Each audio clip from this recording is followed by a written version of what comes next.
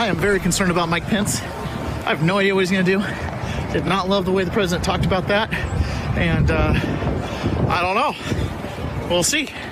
Anyways, we're walking over to the Capitol right now, and I don't know, maybe we'll break down the doors.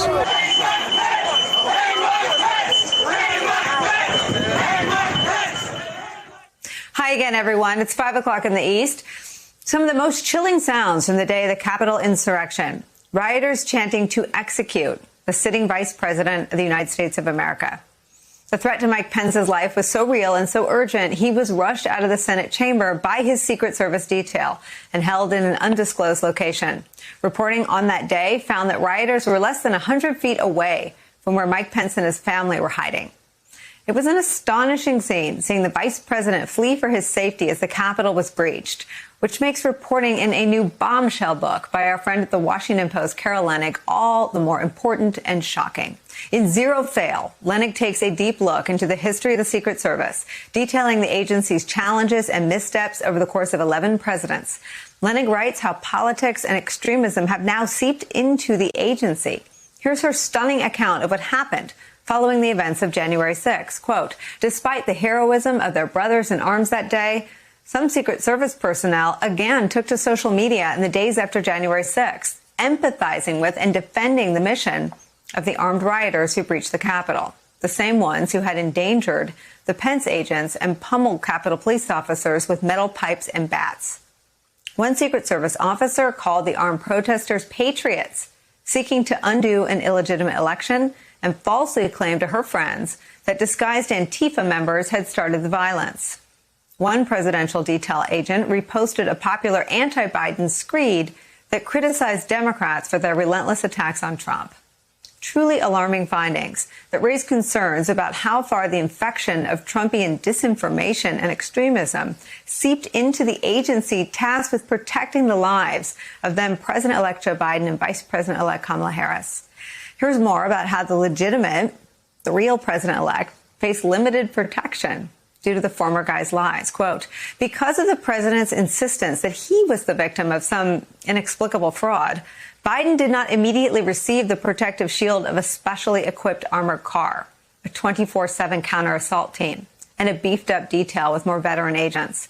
The service spread the word to confused agents that they simply had to wait until the results were truly official, when Trump conceded or when the votes were certified by the Electoral College. But many agents said this delay ignored the agency's own security training. Once he became the presumptive president-elect, Biden was automatically a bigger target for assassination. The decision to withhold this extra security only compounded the Biden camp's fears that Trump had corrupted this elite band. What few realized was that clusters of agents, including some on Trump's detail, were openly rooting for Trump, a fact hiding in plain sight. Leonnig reports that members of Biden's transition were troubled by what this meant for the president's protection, and some agents who Biden knew from his time as vice president were brought back as supervisors. Questions swirling about the safety of the current president come as Congress is wrestling with the formation of an independent commission to investigate what happened on 1/6. House GOP leader Kevin McCarthy announcing this morning he will not support the bipartisan deal to establish one. It's a frightening look into the politicization of the people who are supposed to keep the leader of the free world safe. And it's where we start this hour with one of our most favorite reporters and friends. Three-time Pulitzer Prize winner Carol Leonnig, Washington Post national reporter and an MSNBC contributor and author of the stunning new book out today, Zero Fail, The Rise and Fall of the Secret Service. So I know that you knew everything that was in your book. But as we've been talking about extremism in the military and extremism in law enforcement, your account of extremism in the Secret Service in and around 1/6 is just staggering. Tell me more. I think what I found so shocking was, I was reporting on January 6th, just like you were, and literally within hours of that attack, I had agents who were reaching out to me, some former, some current, sharing with me social media postings of their colleagues saying, look what guy number A, B, and C are saying on their personal accounts, some of them shrouded in a little bit of, acronyms or special extra nicknames. But they were sharing things about how Biden had been illegitimately elected, talking about the rioters who, again, were attacking other police officers with flagpoles to the chest and fire extinguishers to the head, describing those attackers as patriots. This was disturbing to their colleagues enough that they shared these pieces of information with me. But, Nicole, it isn't just that moment, as shocking as that is.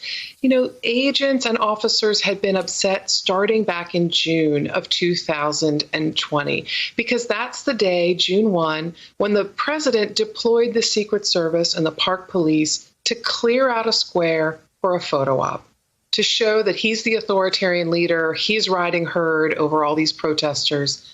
Secret Service officers were really upset about this, and they demanded to talk to their director about what in the world was going on. Why were they using this level of force? Was this appropriate with peaceable protesters? And that conversation led to many more private conversations in which agents and officers complained that members of the president's detail had MAGA hats on their desks. Supervisors had been deployed by the president to work, at least one of them, in the White House as political aides to the president. This was something that crossed a line the Secret Service had never crossed before.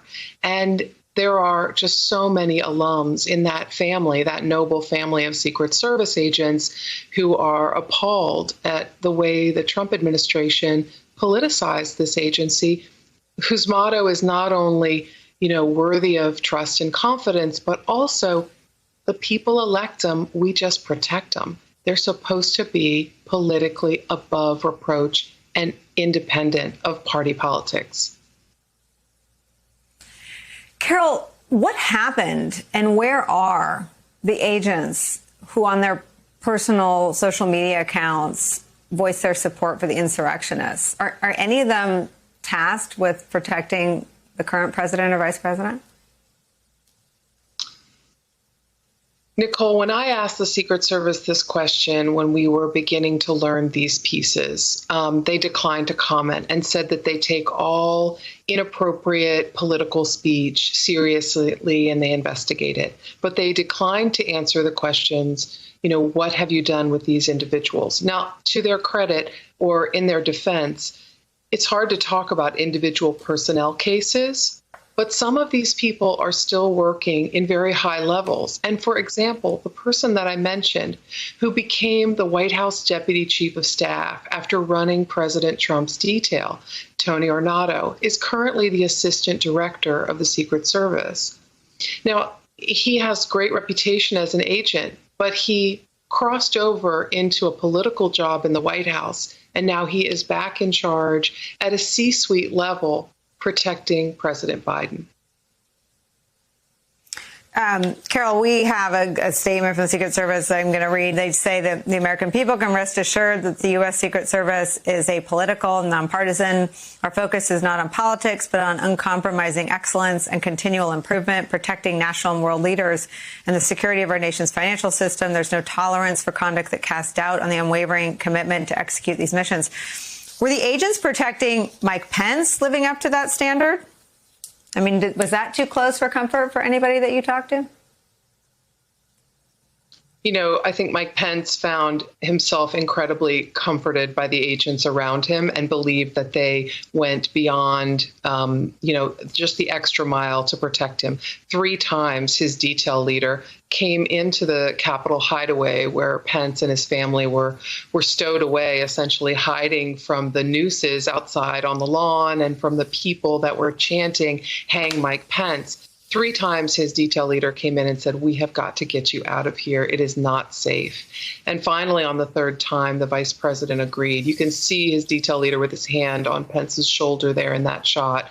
Pence did not want to leave the building. He wanted to finish the work and he wanted to certify that election. The Secret Service somehow found a safe enough place that they were comforted that they could keep him there. But meanwhile, there were Secret Service agents on the president's detail, basically empathizing with the attackers that day. And I would also add that the director who makes the statement today that they will not put up with political conduct is the same director who allowed the head of the president's detail to join the White House as a political operative, helping stage the president's campaigns, helping execute the clearing of Lafayette Square on June 1.